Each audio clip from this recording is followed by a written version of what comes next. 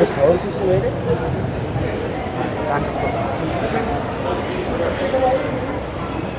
అజ్ఞానతిమిరస్య జ్ఞానాంజనశ్లాకయా చక్షురున్మిలితం యేన తస్మై శ్రీగురవే నమః. ఓం విష్ణుపాదాయ కృష్ణప్రేష్ఠాయ భూతలే శ్రీమతే జగన్నాథస్వామినే నమః. ఓం విష్ణుపాదాయ కృష్ణప్రేష్ఠాయ భూతలే శ్రీమతే భక్తివేదాంతస్వామినితి నామినే నమస్తే సారస్వతి దేవం గౌరవాణి ప్రచారిణే.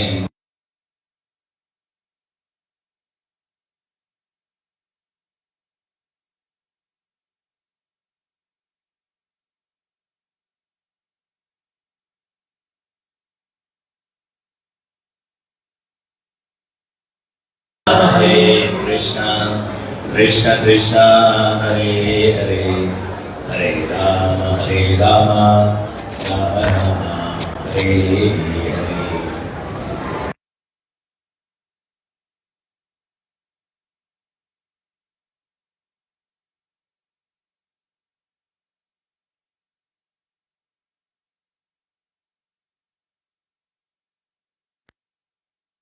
జగన్నాథుని యొక్క దివ్యమైనటువంటి రథయాత్ర ఈ యొక్క కార్యక్రమం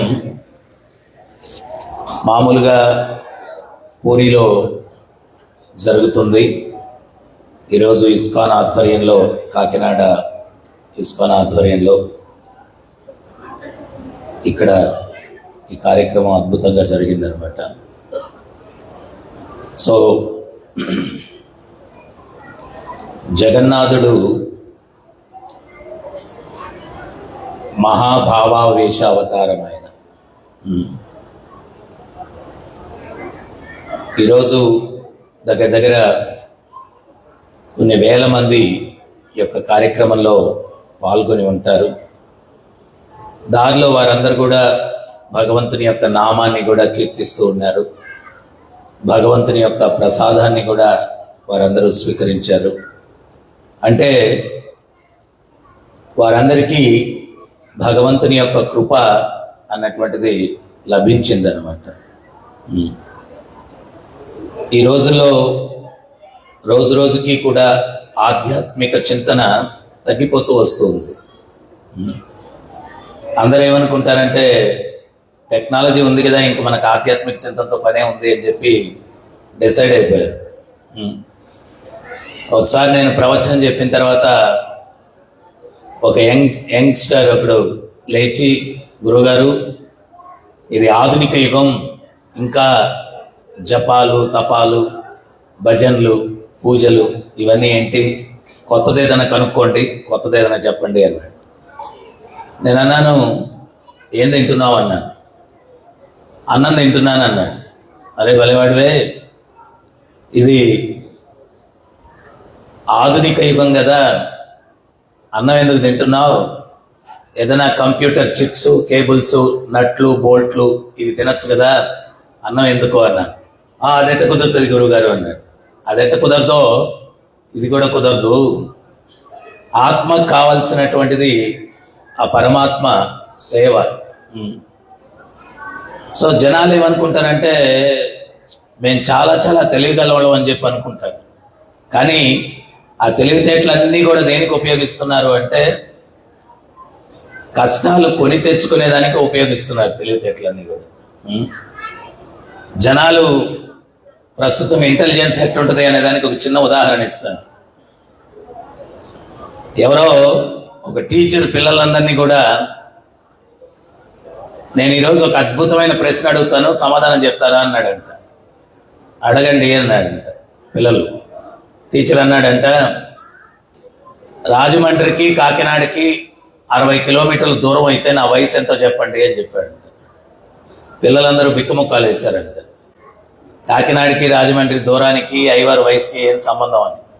ఒక పిల్లవాడు మాత్రం నేను చెప్తాను సార్ ఖచ్చితంగా అన్నాడు. అంటే చెప్పబోయి అన్నాడంట. అప్పుడు ఆ పిల్లవాడు చెప్పాడంట, సార్ మీ వయసు ఖచ్చితంగా 48 సంవత్సరాలు అన్నాడంట. అప్పుడు అయ్యవారు బిక్కుముక్కు వేశాడంట, ఇంత ఖచ్చితంగా ఎట్లా చెప్పగలిగాడా వీడని. ఇంత ఖచ్చితంగా ఎట్లా చెప్పగలిగామన్నాడంట. దాని ఏముంది సార్, నాకు ఒక అన్నున్నాడు, వాడు అర్ధ పిచ్చోడు, వాడికి 24 సంవత్సరాలు, మీరు పూర్తి పిచ్చోళ్ళు, మీకు 48 సంవత్సరాలు అన్నాడంట. సో మన తెలివితేటలన్నీ అట్లా ఉంటాయి. శాస్త్రాలు వేదాలు ఏం చెప్తున్నాయంటే, మనుష్య జన్మ ఎత్తిన తర్వాత దుఃఖాలు లేకుండా ఎట్లా జీవించాలా అనేటువంటి మార్గాన్ని ఎవడైతే వెతుక్కుంటాడో వాడే నిజమైనటువంటి తెలివి గలవాడు అని చెప్పి శాస్త్రాలు చెప్తాయి. ఈరోజు స్వామి ప్రభుపాదుల వారు ప్రపంచమంతా 70 సంవత్సరాల వయసులో ఆయన తిరిగి ప్రచారం చేశారు. అందరికీ ఆనందం కావాలా, కానీ సూత్రం ఎవరికి తెలియదు. ఆయన సింపుల్గా చెప్పారు, ప్రభుత్వ చట్టాలు ఉన్నాయి, వాటిని ఉల్లంఘిస్తే ప్రభుత్వం శిక్షిస్తుంది. ప్రకృతి చట్టాలు ఉన్నాయి, దానికి విరుద్ధంగా పోతే ప్రకృతి శిక్షిస్తుంది. Ignorant of law is no excuse. నాకు చట్టం తెలియదండి, అందువల్ల హత్య చేశాను, ఈ ఒక్కసారికి సన్మానం చేయండి అంటే ఒప్పుకుంటారా? సామాన్య సమాజంలో జీవించాలంటే చట్టాలు తెలుసుకొని జీవనాన్ని గడపాలి. ప్రకృతిలో జీవించాలంటే ప్రకృతి చట్టాలు తెలుసుకొని జీవనాన్ని గడపాలి. ఆ ప్రకృతి చట్టాలను తెలియపరిచేటువంటిదే భగవద్గీత. భగవద్గీత అన్నటువంటిది మానవ యంత్రానికి మాన్యువల్ లాంటిది. దాన్ని చదివి ఈ యంత్రాన్ని ఆపరేట్ చేస్తే, నేను మధ్యాహ్నం కూడా చెప్తున్నాను, ఆర్థికంగా, మానసికంగా, ఆరోగ్యపరంగా, సాంఘికంగా, ఆధ్యాత్మికంగా ఏ రకమైన రిపేర్లు లేకుండా స్మూత్ గా నడుస్తుంది అన్నమాట. సో అందువల్ల ఈరోజు చాలా మంది ఏమనుకుంటారంటే, అసలు ఆధ్యాత్మిక చింతన అవసరం ఏముంది. నేను ఒకసారి హైదరాబాద్లో ఉపన్యాసం చెప్పిన తర్వాత ఒక ఇద్దరు ఫ్యామిలీ వచ్చారు, వైఫ్ అండ్ హస్బెండ్. వచ్చి ఆ వైఫ్ హస్బెండ్ మీద కంప్లైంట్ ఇస్తూ ఉంది. ఏమని అంటే, గురువుగారు ఈయన పడుకుంటాడు, నిద్రపోడు, అటు ఇటు బొల్లుతూ అంటా ఉంటాడు అని. నేను అన్నాను, ఏమయ్యా పడుకొని నిద్రపోవచ్చు కదా అని, ఆ మ్యూజిక్ దేనికి అన్నాడు. అంటే, గురువుగారు ఏం చెప్పమంటారు, రోజంతా వ్యాపారంలో నానా టెన్షన్స్, పడుకుంటే ఎన్ని గుర్తొస్తాయి, నిద్ర పట్టదు, అందుకని అంటే అటు ఇటు దొరుకుతూ ఉంటాను. నాకు అప్పుడు ఒకటి గుర్తొచ్చింది. పురంధరదాస్ అని మనకు అన్నమాచార్య ఎట్టున్నారో, కర్ణాటకలో గొప్ప వాగ్గేయకారుడు, ఆయన ఒక కీర్తన చెప్తాడు. ఆ కీర్తన ఏంటి అంటే, నరజన్మ బందాగ నాలుగే ఇరువాగ కృష్ణానబారదే. నరుడి జన్మమెత్తిన తర్వాత, నాలుకన్న దున్న తర్వాత కృష్ణ అని ఎందుకు అనకూడదు? కృష్ణ కృష్ణ అందరే కష్టము లిస్టిల్ల. కృష్ణ కృష్ణ అంటే ఇంత కూడా కష్టాలు ఉండవంట. ఎవరైతే కృష్ణ కృష్ణ అంటారో అనాల్సిన అవసరం లేదు. ఎవరైతే కృష్ణ అని అనరో వాళ్ళు పనుకొని, మరి మీరు కృష్ణ అంటారా లేకపోతే అంటారా? ఎంతమంది కృష్ణ అంటారు? హరే కృష్ణ హరే కృష్ణ కృష్ణ కృష్ణ హరే హరే హరే హరే హరే రామ హరే రామ రామ రామ హరే హరే. ఒక గురువు గారు శిష్యుడికి చెప్పారంటారే, ధర్మం గురించి ప్రచారం చేయడానికి. శిష్యుడు వచ్చేసి, గురుగారు ధర్మం గురించి ప్రచారం చేయమని చెప్పారు, ఎవడో వినట్లేదని నా మాట, ఎట్లా వాళ్ళకి నచ్చ చెప్పాలా అన్నాడు. వాళ్ళు అంటున్నారు, ఈ టెక్నాలజీ అంతా పెరిగిపోయింది, ఇంకా ధర్మంతో మనకేం పని లేదు, అవసరమేం లేదు అంటున్నారు, వాళ్ళకి ఎట్లా నచ్చ చెప్పాలా అన్నాడు. అప్పుడు గురువు గారికి ఉపన్యాసం మధ్యలో గొంతు తడుపుకునేదానికి ఒక గ్లాసులో నీళ్ళు ఇట్లా పెట్టున్నారు. అప్పుడు ఆ గురువు గారు ఆ గ్లాస్ ఇట్లా పైకి ఎత్తి, నేను ఒక 10 నిమిషాలు పట్టుకుంటే ఏమవుద్ది అన్నాడు. ఏం కాదు గురువు గారు అన్నాడు. గంట సేపు పట్టుకుంటే చేయి లాగేస్తుంది అన్నాడు. రోజంతా పెట్టుకుంటే చేయి ప్యారలైజ్ అయిపోద్ది అన్నాడు. కింద పెట్టేస్తే హ్యాపీగా ఉంటారు అన్నాడు. అప్పుడు గురువుగారు చెప్పారు, మనసులో ఏదైనా కష్టం 10 నిమిషాలు మోస్తే ఏం పర్వాలేదు, గంట సేపు మనసులో కష్టాన్ని మోయాలంటే చాలా దుర్భరంగా ఉంటుంది, రోజంతా మోయాలంటే ఇంకా దుర్భరంగా ఉంటుంది. కింద పెట్టేస్తే హ్యాపీగా ఉంటారన్నారు కదా, మనసులోని కష్టాలను ఎప్పటికప్పుడు కింద పెట్టేసేదానికి ఆధ్యాత్మికత ఉపయోగపడుతుంది. ప్రతి ఒక్కడికి అవసరం ఆధ్యాత్మిక చింతన అని చెప్పి గురువుగారు చెప్పారు. మన యొక్క పూర్వీకులు ఆరోగ్యంగా, ప్రశాంతంగా, ఆనందంగా జీవితాన్ని గడిపారు అంటే వాళ్ళ యొక్క జీవితాల్లో ఆధ్యాత్మికత అన్నటువంటిది ఉండిందనమాట. అయితే మనం దాన్ని నిర్లక్ష్యం చేయడం వల్ల ఈరోజు టెక్నాలజీ ఎంత పెరిగిపోయినా కానీ ప్రతి ఒక్కడు కూడా దుఃఖాలు ఎదుర్కొంటూ ఉన్నాడు. తిరిగి ఆ దుఃఖాల నుంచి మనం బయటపడాలా అంటే, ప్రశాంతమైనటువంటి జీవితం కావాలా అంటే ఖచ్చితంగా ప్రతి ఒక్కరూ ఆధ్యాత్మిక చింతనను అవలంబించాలి. ప్రత్యేకించి మనం ఉన్నటువంటిది కలియుగం. కలియుగాన్ని ఏం వర్ణించారు అంటే age of quarrel and hypocrisy, కొట్లాటలకి కపటానికి యుగం అంట. ఎదురెదురు పడినప్పుడు నమస్కారాలు పెట్టుకుంటారు. మనోభావనలు ఎట్టుంటాయంటే, వీడు నిన్నటిదాకా నాతో సైకిల్లో తిరుగుతున్నాడు, ఈరోజు కారులో తిరుగుతున్నాడు, వాడికి ఆ కారు పోకుండా పోతుందా, నేను చూడకుండా పోతానా అని చెప్పి మనసులో అనుకుంటూ బయటికి నమస్తే అన్నా అంటాడు, ఆడు నమస్తే తమ్ముడు అంటాడు. ఆడి భావన ఎట్టుంటుందంటే, వీడితో సైకిల్లో తిరుగుతూ కారులో తిరుగుతున్నానని కుళ్ళుకుంటున్నాడు, వాడికి ఆ సైకిల్ కూడా పోకుండా పోతుందా, నేను చూడకుండా పోతానా. అంటే మనిషి మనస్తత్వం అరిషట్ వర్గాల్లో చివరిది ఏం చెప్పారంటే మత్సరా, ఓర్వలేనితనం. ఎవడో ఒకడు బ్రహ్మ కోసం కఠోరమైన తపస్సు చేశాడంట. బ్రహ్మ ప్రత్యక్షమై నీకేం వరం కావాలంటే, నేను కోరుకున్నది పొందేటట్టు వరం ఏమన్నాడు. బ్రహ్మ అన్నాడు, నువ్వు పొందుతావు, అయితే నీ పక్కింటోడు రెండింతలు పొందుతాడు అన్నాడు. ఆ క్షణంలో వీడు ఆలోచించలేదు, సరే ఇమ్మన్నాడు వరం. బ్రహ్మ తథాస్తు అన్నాడు. ఇంటికి పోయాడు. చిన్న పూరిగుడిసెలో ఉంది భార్య. అప్పుడు ఏమే, బ్రహ్మవరాన్ని పొందాను, ఏం కావాలంటారండి, ఉండడానికి ఇల్లు సరిగ్గా లేదు, పైకి చూడండి మొత్తం స్టార్స్ అన్ని కనిపిస్తా ఉన్నాయి అని చెప్పి అనిందంట. పెద్ద రాజభవంతి కావాలని కోరుకున్నాడంట. పక్కింటోడికి 2 రాజభవంతులు వచ్చాయి. వీడు 100 మంది సేవకులను కోరుకున్నాడు, పక్కింటోడికి 200 మంది సేవకులు వచ్చారు. వీడేం కోరుకున్నా పక్కింటోడికి డబల్ వస్తుంది. ఇంతకుముందు ఏమీ లేనప్పుడు ఏదో గంజో ఏదో తిని జీవితాన్ని గడుపుతా ఉన్నాడు. ఇప్పుడు ఇన్ని ఉన్నా కానీ ఆడికి ప్రశాంతత లేదు. నిద్రాహారాలు మానేసి రాత్రి పగలు ఆలోచించి ఏం కోరుకున్నాడు తెలుసా? నాకు కన్ను పోవాలని కోరుకున్నాడు. పక్కింటోడికి 2 కళ్ళు పోయాయి. సో అటువంటి ఓర్వలేనితనము, ఇటువంటి భావనలో ఉన్నటువంటి సమాజం ప్రస్తుతం అన్నమాట. ఇటువంటి పరిస్థితుల్లో ఎవడూ హ్యాపీగా ఉండలేడు. ఎందువల్లంటే, ఒకడి వెనకాల ఒకడు గొయ్యి దవ్వుతూ ఉంటే ఇంకోటి వాడి వెనకాల దవ్వుతూ ఉంటాడు. 3 దొంగలు ఊరంతా దోచుకొని అడవికి వెళ్ళారంట. వాళ్ళలో మాట్లాడుకుంటున్నారు. ఏమని తెలుసా? నిజాయితీగా పంచుకోవాలరా అన్నాడు ఒకడు. చేసిన పని ఏంటి? దొంగతనం. కార్పొరేట్ కంపెనీలో బోర్డు మీటింగ్ అంతా ఇదే కథ. కళ్ళబల్లి కథలు చెప్పి అందరి దగ్గర దోచేసుకొని వాళ్ళు బోర్డు మీటింగ్ ఏంటంటే నిజాయితీగా పంచుకోవాలి. సో ఒకడన్నాడు, మన సంచులు నిండాయి, కడుపులు ఖాళీ అయిపోయాయి, ఎవడన్నా పట్టణానికి వెళ్ళి భోజనం తీసుకుని వస్తే తినేసి పంచుకుందాం అని చెప్పి ఒకరిని పట్టణానికి పంపించారు. వాడు భోజనం తెచ్చే లోపల వీళ్ళిద్దరు మాట్లాడుకుంటున్నారు. ఆ భోజనానికి వెళ్ళినోడిని చంపేస్తే వాడి వాట కూడా మనమే పంచుకోవచ్చు కదా అన్నాడు ఒకడు. నీ బుర్ర ఏం పని చేస్తుందిరా అని చెప్పి వాడు భోజనం తెచ్చేసరికి ఒక బండ తీసుకొని వాడిని ఎత్తిన వేశారు. వాడు చచ్చాడు. ఎట్టాలు చచ్చినోడు చచ్చాడు, భోజనం తెచ్చాడు కదా, తినేసి మనం పంచుకుందాం అని చెప్పి ఆ భోజనం తినడం మొదలు పెట్టాడు. వీళ్ళిద్దరికన్నా వాడు తెలివైనాడు. వాడు ఏం చేశాడు తెలుసా?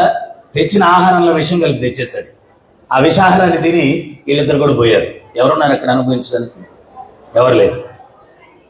భగవంతుడు ఇంత అద్భుతమైనటువంటి సృష్టించి అరే నాయన హ్యాపీగా అనుభవించండి అని మన చేతుల్లో పెడితే అసూయ, ద్వేషాలు, కుట్రలు, కుతంత్రాలు వీటితోటి ఎవడు కూడా హ్యాపీగా లేడు.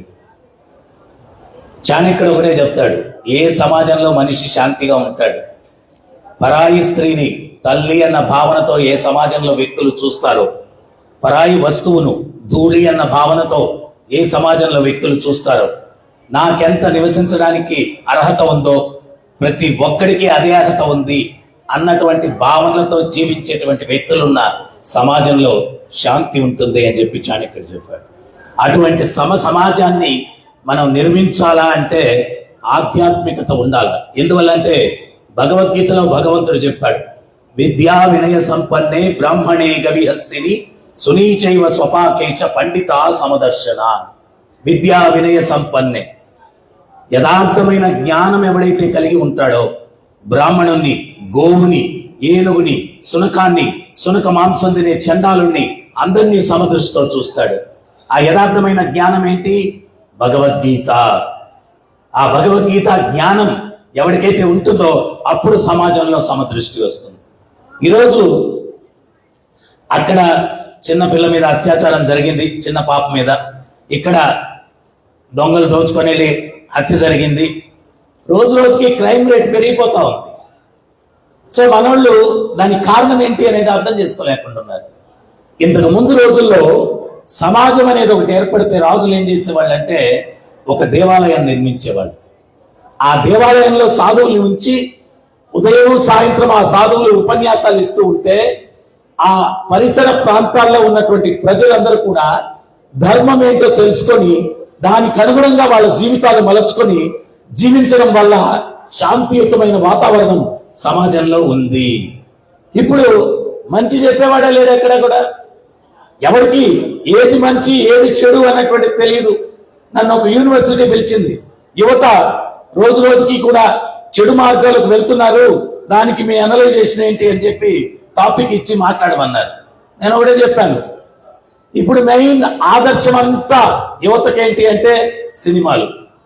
ఇంతకుముందు సినిమాల్లో హీరో ఆడు మంచి సద్గుణాలు ఉండేవాడిని హీరోగా చూపించేవాడు. ఇప్పుడు ఎన్ని పనికిమాల వేషాలు వేస్తే వాడు హీరో. అప్పుడు ప్రతి యువత కూడా ఏమనుకుంటున్నారంటే వాడు పనికిమాల పనులు చేసేసి నేను కూడా హీరో అనుకుంటున్నారు. తప్పని ఎవరు కూడా గిల్టీగా ఫీల్ అవ్వట్లేదు. అందుకని యువత తప్పుడు మార్గాల్లోకి పోతూ ఉన్నారు. స్వామి ప్రభుపాదుల వారు అమెరికాకు వెళ్ళినప్పుడు హిప్పీ కల్చర్ ఉండింది. ఆ హిప్పీలు అంటే వాళ్ళు తాగుడు, వ్యసనాలు, అన్ని దుర్మార్గపు అలవాట్లు, జీవితంలో అన్ని అనుభవించినా కానీ వాళ్ళకి సంతృప్తి కలగట్లేదు, ఏం చేయాలో అర్థం కావట్లేదు వాళ్ళకి. అటువంటి పరిస్థితుల్లో స్వామి ప్రభుపాదుల వారు అమెరికాకు వెళ్ళి కొన్ని వేల మంది యువతని సత్మార్గంలోకి మార్చారనమాట. న్యూయార్క్ సిటీలో క్రైమ్ 50% తగ్గిపోయిందంట. అప్పుడు నగర మేయర్ ఎంక్వైరీ కమిషన్ వేశారంట. ఈ క్రైమ్ తగ్గిపోవడానికి కారణం ఏంటి అంటే ఒక సాధువు భారతదేశం నుంచి వచ్చారు.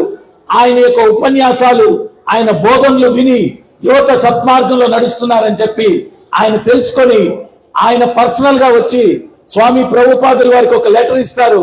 మీలాంటి వ్యక్తులు ప్రతి నగరంలో ఉంటే ప్రపంచం అంతా కూడా శాంతిగా ఉంటుంది అని చెప్పి ఒక అప్రిషియేషన్ లెటర్ న్యూయార్క్ మేయర్ స్వామి ప్రభుపాదుల వారికి ఇచ్చి వెళ్తారనమాట. సో ఈరోజు సొసైటీకి కావాల్సింది ఏంటి అంటే అటువంటి పరివర్తన, మార్పు కావాలా. అప్పుడు ఒకరోజు ఆయన న్యూయార్క్ లో ఉపన్యాసం ఇస్తుంటే ఒక వ్యక్తి లేచి అడుగుతాడు, స్వామి భారతదేశం నుంచి వచ్చిన వ్యక్తులు మ్యాజిక్ చేస్తారు, మీరేం చేయట్లేదు ఏంటి అన్నారు. అప్పుడు స్వామి ప్రభుపాదులు వారు చెప్పారు, నేను చేసిన మ్యాజిక్ సృష్టిలో ఇంతవరకు ఎవరు చేయలేదన్నారు. మరి మేము చూడలేదే అన్నారు. అప్పుడు ఆయన చెప్పాడు, మీరు అమెరికన్లు, యూరోపియన్లు బోడి కొట్టి పిలకబెట్టి కట్టు బొట్టు నడవడిక రాక్షసులు లాంటి మిమ్మల్ని నేను సాధువులుగా చేశాను, ఇంతకన్నా మిరాకిల్ ఉంది అన్నాడు. ఉంగరాలు సృష్టించడం, వాచీలు సృష్టించడం కాదు కావాల్సింది, సమాజానికి వ్యక్తి నడవడికలో మార్పు తీసుకురావాలా, అది నీడ్ ఆఫ్ ద అవర్. సమాజానికి కావాల్సింది అది. సో అందువల్ల మీరందరూ కూడా ఇస్కాన్ ని ప్రోత్సహిస్తూ ఉన్నారు కాకినాడలో. అయితే ఇక్కడ ఒక పెద్ద మందిరం రావాలా, ఇక్కడ కూడా ఈ తత్వం ప్రజల్లోకి వెళ్ళాలా, ప్రజల్లో పరివర్తన రావాలా. అప్పుడే నిజంగా మనం సమాజానికి ఏదన్నా సేవ చేసినట్టు. మీరు డబ్బులు ఇవ్వండి, లేకపోతే బట్టలు ఇవ్వండి, లేకపోతే ఇంకోటి ఇవ్వండి. నేను కొంతమంది ఒకసారి నేను ట్రైన్లో ప్రయాణం చేస్తుంటే ఒక ఆయన ధూమపానం చేస్తున్నాడు. నేను అన్నాను, అప్పట్లో చాలా అంత స్ట్రిక్ట్ లేదు, ఎందుకయ్యా తాగుతావు, నువ్వు పోతావు మేము పోతాం, పీల్చి వదిలే అంటే, నీకు తెలియదు స్వామి, ఉచితంగా వైద్యం ఇచ్చేవాళ్ళు చాలా మంది ఉన్నారులే, నువ్వేం వరి అవ్వద్దు అన్నాడు. ఉచితంగా వైద్యం ఇచ్చేవాళ్ళు చాలా మంది ఉన్నారులే, నువ్వేం వరి అవ్వద్దు అన్నాడు. అపాత్ర దానం. సో వ్యక్తి నడవడికలో మార్పు తీసుకురావడం అన్నటువంటిది హైయెస్ట్ వెల్ఫేర్ యాక్టివిటీ సొసైటీకి. అది మనం చేయడానికి ప్రయత్నం చేయాలా. ఈరోజు యువతని మార్చడానికి, సమాజంలో మార్పు తీసుకురావడానికి ఇస్కాన్ సంస్థ భారతదేశంలోనే కాదు ప్రపంచ వ్యాప్తంగా ఎనలేని కృషి చేస్తూ ఉంది. అటువంటి సంస్థను మనం ప్రోత్సహించినప్పుడు సమాజంలో ఖచ్చితంగా మార్పు వస్తుంది అని చెప్పి మీకు నేను విన్నవించుకుంటూ ఉన్నాను. ముఖ్యంగా ఏంటి అంటే కలియుగంలో ప్రభుపాదుల వారు వాళ్ళందరినీ కూడా ఆ రకంగా మార్చగలిగారు అంటే హయ్యర్ టేస్ట్. ఇప్పుడు ఎవడన్నా సైకిల్లో పోయేవాడికి సైకిల్ వదిలేయరా, నడిచిపో అంటే పోడు. స్కూటర్ ఇస్తాను, పెట్రోల్ కూడా ఇస్తాను అంటే సైకిల్ వదిలేస్తాడు. సో స్వామి ప్రభుపాదుల వారు ఏంటి అంటే ఆధ్యాత్మికత అనేటువంటి హయ్యర్ టేస్ట్ని వ్యక్తులకు ఇవ్వడం వల్ల వాళ్ళు డ్రగ్స్ అవి ఇవి అన్ని వదిలేసి సాధువులుగా మారారనమాట. సో అందువల్ల ఆ హయ్యర్ టేస్ట్ అనేటువంటిది ఏంటి అంటే ఆధ్యాత్మిక చింతన. సో నేను ఒక మంచి ఉదాహరణ మీకు చెప్పి, చాలా ఆలస్యం అయిపోయింది, రథయాత్ర ఇంకొక గంట ముందుగానైతే ఇంకొంతమందికి మంచి సందేశం వెళ్ళేదానికి అవకాశం ఉండేది అనమాట. ఒక కథ మీకు వివరించి నేను ముగిస్తానమాట. మహాభారతంలో ధర్మరాజుని కలవడానికి ఒకసారి భీమసేనుడు వస్తాడు. ధర్మరాజు నిద్రిస్తూ ఉంటే భీమసేనుడు బయట కూర్చుంటాడు. ఒక వ్యక్తి రాజులాగా అలంకరించుకొని లోపలికి వెళ్ళబోతూ ఉంటాడు. భీముడు అతను ఆపుతాడు. ఎవరు నువ్వు, ఎక్కడికి వెళ్తున్నావు అంటాడు. అప్పుడు వాడు అంటాడు, నేనెవరో మీకు అనవసరం, నేను వచ్చే దారిలో ఒక విచిత్రమైన సంఘటన చూశాను, దాని గురించి తెలుసుకునే దానికి వెళ్తున్నాను. ఏంటి ఆ సంఘటన అంటాడు. కంచె చేనును మేస్తూ ఉంది అంటే అర్థం ఏంటి అంటాడు. భీముడు అంటాడు, భుజబల సంబంధమైనది ఏదైనా అడుగు, బుద్ధిబలం మన వల్ల కాదు, అన్నగారి దగ్గరికి వెళ్ళు అంటాడు. ఆడు వెళ్ళిపోతాడు. మళ్ళా 10 నిమిషాలకు వస్తాడు. ఏంటి మళ్ళా వచ్చావు అంటే ఇంకా విచిత్రమైన చూశాను అంటాడు. ఏంటి అది అంటాడు. పెద్ద కుండ నిండుకు నీరు తీసుకొని 5 చిన్న కుండల్లో సమానంగా పోసి ఆ 5 చిన్న కుండల్లో నీరు తీసి పెద్ద కుండలో పోస్తే ఎడితే ఏర్పడింది అంటే అర్థం ఏంటి అంటాడు. భీముడు అంటాడు, పెద్ద కుండ చిన్న కుండ ఇవన్నీ నాకు తెలియదు నాయన, అన్నగారి దగ్గరికి వెళ్ళు అంటాడు. మళ్ళా 10 నిమిషాలకు వస్తాడు. ఏంటి ఇప్పుడు మళ్ళా వచ్చావంటే ఇప్పుడు ఇంకా విచిత్రమైనది చూశాను అంటాడు. ఏంటది అంటాడు. కొంతమంది వ్యక్తులు సూది రంధ్రంలో ఏనుగును దూర్చడానికి ప్రయత్నిస్తున్నారు. ఏనుగు దూరం వెళ్ళిపోయింది, తోక చిక్కుంది అంటే అర్థం ఏంటి. ఒరే ఏనుగు దూరం వెళ్ళిపోవడం ఏంటి, తోక చిక్కుకోవడం ఏంటి, మరి అదే జరిగింది, దానికి అర్థం ఏంటి అంటాడు. ఊరనైనా నీ ప్రశ్నలు ఏంటో బాబు, బుర్ర వేడికిపోతా ఉంది, అన్నగారి దగ్గరికి వెళ్ళి అంటాడు. మళ్ళా 10 నిమిషాలకు వస్తాడు. ఏంటి మళ్ళా వచ్చావంటే ఇంకా విచిత్రమైన చూశాను అంటాడు. ఏంటది అంటాడు. గోవు దూడని చంపి తినేస్తూ ఉంది. అరే గోవు సాధు జంతువు, అది దూడని చంపి తినడం ఏంటంటే మరి అదే జరిగింది, దానికి అర్థం ఏంటి అంటాడు. ఊరి నాయన నీ ప్రశ్నలతో నా బుర్ర వేడెక్కుతుందిరా, అన్నగారి దగ్గరికి వెళ్ళు అంటాడు. మళ్ళా 10 నిమిషాలకు వస్తాడు. ఏంటి మళ్ళా వచ్చావంటే ఇప్పుడు ఇంకా విచిత్రమైన చూశాను అంటాడు. ఏంటది అంటే కొంతమంది తీర్థయాత్రలకు వెళ్తూ ఉంటే ఒక కొండ మీద నుంచి బండ దొల్లుకుంటూ మార్గానికి అడ్డంగా పడిపోయింది. ఎవరు తొలగించడానికి ప్రయత్నించినా తొలగింపబడలేదు. ఒక బక్కజిక్కిన భక్తుడు తన దోవతీకున్న నూలు పోగు తీసి ఆ బండ కట్టి లాగితే ఆ దొల్లుకుంటూ పక్కన పడిపోయి పగిలిపోయి పొడిగిపోయింది. అప్పుడు భీముడు అన్నాడు, ఆ బండ పగిలిందో లేదో తెలియదు కానీ అబ్బాయి, నా పిడికెలతో నీ తల మీద ఒకటి ఇచ్చానంటే 1000 ఒక్కలైపోద్ది, నేనేమన్నా పిచ్చోడు అనుకున్నావా ఏంటి ఈ ప్రశ్నలన్నీ, పోయి ఇక్కడి నుంచి అని చెప్తారు అనుకున్నాడు. వెళ్ళిపోయాడు. 10 నిమిషాల తర్వాత ధర్మరాజు లేచి బయటకు వచ్చాడు. ఏంటి భీమసేన ఇక్కడ ఉన్నావు అన్నాడు. మీతో ఏదో మాట్లాడాలని వచ్చాను, మీరు నిద్రిస్తున్నారని బయట వేచి ఉన్నాను, ఒక వ్యక్తి విచిత్రమైన ప్రశ్నలతో నా బుర్ర తినేశాడు అన్నాడు. ఏంటి ఆ ప్రశ్నలు అంటే ఇవన్నీ చెప్పాడు. అప్పుడు ధర్మరాజు అన్నాడు, వాడిని పట్టి బంధించావా అన్నాడు. ఎందుకు బంధించాలా అన్నాడు. వాడెవడో కాదు, కలిపురుషుడు, మన తర్వాత కలియుగం రాబోతుంది, కలియుగంలో జరగబోయే విషయాల్ని ప్రశ్నల రూపంలో చెప్పాడు అన్నాడు. అప్పుడు ధర్మరాజు అన్నాడు, వాడు రాజులాగా అలంకరించుకొని ఉన్నాడే అన్నాడు. మనిషి అట్టా ఉన్నాడు అన్నాడు, కురూపిలాగా ఉన్నాడు అన్నాడు. అప్పుడు ధర్మరాజు నవ్వుతూ చెప్తాడు, కలియుగంలో ప్యాకింగ్కి ఇచ్చిన ప్రాముఖ్యత ప్రోడక్ట్కి ఇవ్వరు అన్నాడు. ప్యాకింగ్ ఎక్సలెంట్గా ఉంటుంది, ప్రోడక్ట్ వరస్ట్గా ఉంటుంది. చిన్న పిల్లలు తినే చిప్స్ ప్యాకెట్ దగ్గర నుంచి అది ఉబ్బిపోయి ఉంటుంది. వాడు అనుకుంటాడు కొనుక్కుంటే రోజంతా తినొచ్చేమో అని. ఓపెన్ చేస్తే గాలి ఉంటుంది, 4 బల్కులు ఉంటాయి. కలియుగంలో ప్యాకింగ్ ఎక్సలెంట్గా ఉంటుంది, ప్రోడక్ట్ వరస్ట్గా ఉంటుంది అంటాడు. మరి వాడు అడిగిన ప్రశ్నలకు సమాధానం ఏంటి? అప్పుడు ధర్మరాజు చెప్తాడు, కంచె చేనును మేసింది అంటే ఎవరైతే చట్టాన్ని కాపాడాలో, చట్టాన్ని రక్షించాలో అటువంటి వ్యక్తులే చట్టాలను ఉల్లంఘిస్తారు. ఒక్క డిపార్ట్మెంట్ చెప్పండి లంచం తీసుకోకుండా పనిచేసే డిపార్ట్మెంట్ కలియుగంలో ఉందా ఏదన్నా? ఒక్క డిపార్ట్మెంట్ ఏం లేదు. కంచె చేనును మేసింది అంటే దానికి అర్థం అది.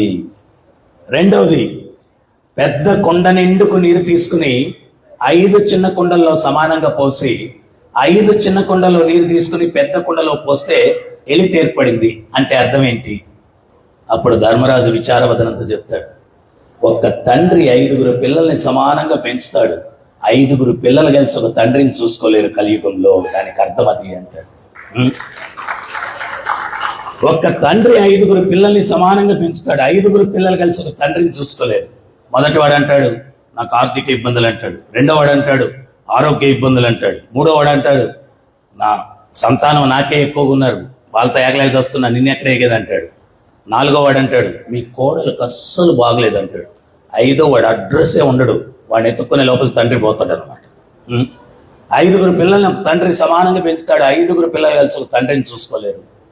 నేను ఒకసారి ఒక 8-9 సంవత్సరాలు కిందట, 10 సంవత్సరాల కిందట, అప్పుడంతా కూడా ఈ ఢిల్లీలో ఏదో ఒక అమ్మాయి మీద అత్యాచారం చేశారు, డ్రగ్స్ ఎక్కువ పిల్లలు వాడుతున్నారని రాష్ట్రం అంతా, 2 రాష్ట్రాలు కలిసి ఉన్నాయి అప్పుడు, రాష్ట్రం అంతా కూడా say no to bad habits save the youth అని చెప్పి ఒక ప్రోగ్రాం చేశాను. చేసి రాష్ట్రం అంతా పర్యటించాను. అప్పుడు ప్రతి నగరంలో కూడా ఒక 5,000 మంది 10,000 మంది స్టూడెంట్ని గ్యాదర్ చేసి ఈ కథ చెప్పి మీ తల్లిదండ్రులు మీరు బాగా చూసుకుంటారా అంటే, కడపలో ఎక్కడో ఆర్లగడ్డో ఎక్కడో ఒక పిల్లోడు మేమెందుకు చూసుకుంటాం వాళ్ళు చూసుకోవట్లేదు కదా అన్నాడు. చూసారా, మేమెందుకు చూసుకుంటాం వాళ్ళు చూసుకోవట్లేదు కదా అన్నాడు. నేను అప్పుడు అన్నాను, అరే ఎందుకు చూసుకోవాలో లాజిక్ చెప్తాను, నీకు చిన్నప్పుడు స్నానం ఎవరు చేయించారు అన్నాడు, అమ్మ అన్నాడు, బట్టలు ఎవరు వేశారు అమ్మ అన్నాడు, భోజనం ఎవరు పెట్టారు అమ్మ అన్నాడు, నువ్వు చేసుకోవచ్చు కదా అమ్మ దగ్గర ఎందుకు చేర్చుకున్నావు అన్నాను. అదేంటి గురువుగారు అట్టంటారు, చిన్నప్పుడు చేసుకోలేం కదా అన్నాడు. చేసుకోలేనప్పుడు చాకరీ చేయించుకొని వృద్ధాప్యం బాల్యంతో సమానం అంటారు, వాళ్ళు చేసుకోలేనప్పుడు ఈదులోకి ధర్మేస్తున్నావు, ఏం న్యాయం రా అన్నాను. అప్పుడు వాడు కళ్ళలో నీళ్లు తిరిగి లేదు గురువు గారు చూసుకుంటాను అన్నాడు. చూసుకుంటాను అన్నాడు. సో ఈరోజు అసలు ఊహించుకోగలమా? మీరు ఎంతమందికి మీకు ఎక్స్పీరియన్స్ ఉందో లేదో తెలియదు, కానీ నేను ఎన్నో వృద్ధాశ్రమాలకి ప్రవచనాన్ని ఇవ్వడానికి వెళ్తాను. వాళ్ళ ఏడుపులు, వాళ్ళ దుఃఖాలు, జీవితం అంతా కాయ కష్టం చేసి ఆస్తులు సంపాదించి వాళ్ళ చేతుల్లో పెట్టాం, ఒక ముద్ద భోజనం పెట్టడానికి కష్టమై మమ్మల్ని ధర్మేశారు అని చెప్పి తల్లిదండ్రులు ఎంత బాధపడుతుంటారు ఆ ఓల్డేజ్ హోముల్లో. ఆ ఓల్డేజ్ హోముల్లో మనం జన్మనిచ్చిన బిడ్డలే చూసుకోకపోతే డబ్బు తీసుకొని పనిచేసే వాళ్ళు ప్రేమగా చూసుకుంటారా? వాళ్ళతోటి ఎట్లా ఆడుకుంటారో మీకు తెలియదు అనమాట. వాళ్ళని ఏడిపిస్తారు, ఆడుకుంటారు ఎంతో దుర్భరంగా. సో అందువల్ల వీటన్నిటికి కారణం ఏంటి అంటే, పిల్లలకి మనం కూడా ఎప్పుడు ఈ భగవత్ తత్వం చెప్పలేదు, ప్రేమతత్వం చెప్పలేదు. రే వాడు చూడరా ఎట్ సంపాదించాడు, రే వీడు చూడరా ఎట్ సంపాదించాడు, నాయన వాళ్ళ అధర్మంగా సంపాదించాడు, రే ధర్మం ఆధర్మ నీ ఆనందం కోసం ఏమైనా చేయబోయి, ఇది మనం చెప్పిన ఫిలాసఫీ. సో ఆనందానికి, నా ఆనందానికి ముసలోళ్ళు అడ్డంగా ఉన్నారు, పోండని ధరివేస్తా ఉన్నారు. ఒక తండ్రి 5 పిల్లల్ని సమానంగా పెంచుతాడు, 5 పిల్లలు కలిసి తండ్రిని చూసుకోలేరు కలియుగంలో. మూడవది, సూదిరంధ్రంలో ఏనుగును దోర్చడానికి ప్రయత్నిస్తే ఏనుగు దూరెళ్ళిపోయింది, తోక చిక్కుంది. దానికి ధర్మరాజు నవ్వుతూ ఏం చెప్తాడు తెలుసా, కలియుగంలో పెద్ద పెద్ద స్కామ్లు ఎవ్వరూ పట్టించుకోరు, ఏనుగు దూరెళ్ళిపోద్ది. మా పాప చిప్స్ బ్యాగ్ తెచ్చింది ఇందాక ఉదాహరణ చూపించడానికి. సో సూదిరంధ్రంలో ఏనుగు దూరెళ్ళిపోయిన తోక చిక్కుందంటే పెద్ద పెద్ద స్కామ్లు ఎవరు పట్టించుకోరు కలియుగంలో, ఏనుగు దూరెళ్ళిపోద్ది, తోక చిక్కుంటుంది. మీ అందరికీ ఒకటి గుర్తు చేస్తాను, ఎలక్షన్ ముందు వైజాగ్లో కొన్ని వేల కోట్ల డ్రగ్స్ పట్టుకున్నారు అన్న, అవునా? వార్తలు వచ్చాయా? గుర్తుందా? సూత్రధారి పాత్రధారి ఎవరన్నా తెలిసిందా? లేదు, ఏనుగు దూరెళ్ళిపోయింది. కాకినాడలో చిన్న 500 100 ఎవడో దొంగతనం చేస్తే వాడిని పట్టుకొని పెట్టి కేసు బుక్ చేస్తారు. నేను ఒకసారి అనంతపూర్లో పబ్లిక్ గ్రౌండ్స్ లో ఒక 10,000 మంది భక్తులు ఉన్నారు. ఈ కథ చెప్తే పోలీస్ బందోబస్తుకు వచ్చినారనమాట. వాళ్ళు ప్రోగ్రామ్ అయిపోయిన తర్వాత నా దగ్గరికి వచ్చేసి, గురుగారు ఏనుగు కథ భలే ఉందండి అన్నారు. ఏమయ్య అంత బాగా నచ్చింది అన్నాను. మేము చేసేది అదే కదా గురుగారు, పెద్దోడిని ఏమన్నా పట్టుకుంటే ఫోన్ వస్తుంది వదిలేస్తాం, చిన్న చిన్న పెట్టి కేసులు బుక్ చేస్తుంటాం, భలే చెప్పారు ఆ కథ అన్నాడు. సో 5,000 సంవత్సరాల క్రిందట వ్యాసుల వారు మహాభారతంలో ఇవన్నీ రాశారు. తూచా తప్పకుండా ఇవి జరుగుతున్నాయా లేదో చెప్పండి మీరు. అంటే శాస్త్రం అనేది కళ్ళబొల్లి కథ కాదు. నిన్న సత్యమే, ఈ రోజు సత్యమే, రేపు కూడా సత్యమే. దాన్నే శాస్త్రం అంటారు. అది ఎవరు రాశారు? సృష్టికర్త అయినటువంటి భగవంతుడు ఇచ్చింది శాస్త్రం. అందుకనే భాగవతం చెప్తుంది, ధర్మంతు సాక్షాత్ భగవత్ ప్రణీతం. ధర్మం భగవత్ ప్రణీతం, భగవంతుడు ఇచ్చింది ధర్మం, భగవంతుడు ఇచ్చింది శాస్త్రం. ఎవరో కాలక్షేపానికి రాసినా గాని ఆ వ్యక్తి భగవంతుడే. అంత గొప్ప జ్ఞానం అది. ఈరోజు తల్లి గర్భంలో పిండం ఎట్టుంటది అనేది ఇప్పుడు స్కానింగ్ మిషన్లు ఇవన్నీ చెప్తున్నాయి. మీకు విషయం చెప్తే ఆశ్చర్యపోతారు. కొన్ని వేల సంవత్సరాల క్రిందటే అప్పుడు ఏ స్కానింగ్ మిషన్ లేకుండా 1వ నెలలో పిండం ఎట్టుంటుంది, 2వ నెలలో పిండం ఎట్టుంటుంది, 3వ నెలలో పిండం ఎట్టుంటుంది, ఇవన్నీ కూడా శాస్త్రాల్లో ఎప్పుడో చెప్తున్నారు, ఏ స్కానింగ్ మిషన్లు లేనప్పుడు. అంటే శాస్త్రం గొప్పదే కదా. ఇప్పుడు అన్ని కోట్లు ఖర్చు పెట్టి స్కానింగ్ మిషన్లు తయారు చేస్తే అది స్కాన్ చేసి చెప్తూ ఉంది. ఏమీ లేకుండా శాస్త్రంలో ఉందే. మగపిల్లవాడు ఏ పక్కకు తిరుగుంటాడు, ఆడపిల్ల ఏ పక్కకు తిరుగుంటుంది, ఎవ్రీథింగ్, ప్రతిదీ శాస్త్రంలో ఉంది. సో ఏనుగు దూరం వెళ్ళిపోద్ది, తోక చిక్కుకుంటుంది అంటే దానికి ఇదేం చెప్తాడు. 4వది గోవు దూడని చంపి తినేస్తూ ఉంది. దానికి ధర్మరాజు విచారవదనంతా ఏం చెప్తాడు అంటే, జంతువు కూడా తన బిడ్డ అంటే చాలా ఇష్టము, కానీ కలియుగంలో తల్లే తన బిడ్డను అభాషం రూపంలో చంపేస్తుంది, చంపడమే కాకుండా తింటుంది అంటాడు. మీకు తెలుసో తెలీదు, అమెరికా, తాయివాన్లలో కాస్ట్లీయెస్ట్ అండ్ టేస్టియెస్ట్ ఫుడ్ ఏంటి అంటే ఫీటస్. ఈ అభాషం రూపంలో తీసిన పిండాన్ని ప్యాకింగ్ చేసి అమ్ముతున్నారు, దాన్ని తింటున్నారు. అంత నీచానికి మానవ సమాజం దిగజారిపోయింది. ఈరోజు ఈ పుణ్యభూమి, వేదభూమి, ధర్మభూమి, కర్మభూమి ఇక్కడ పుట్టి అమెరికా లాగా ఎప్పుడయ్యా మన దేశం అయ్యేదా అంట తిరగదు. ఏనాయన పిండాలు అమ్మితే కానీ నీ దేశం గొప్పదనుకోవా? చాణక్యుడు చెప్తాడు, దేశం యొక్క సౌభాగ్యాన్ని దేంతో వెలకట్టాలంటే సంస్కృతి అంటాడు. కల్చర్ ఎంతో ఉన్నతమైన సంస్కృతిది, ప్రపంచానికి ఆదర్శమైన సంస్కృతి. దీన్ని దైవీ నాగరికత అన్నారు. దేవతలు కూడా అభినందించేటువంటి సంస్కృతి ఈ భరత భూమిలో ఉన్నటువంటి సంస్కృతి. దీని గొప్పతనాన్ని మనం గర్వించాలా, అంతేగాని అమెరికా లాగా వాళ్ళని అనుకోకూడదు.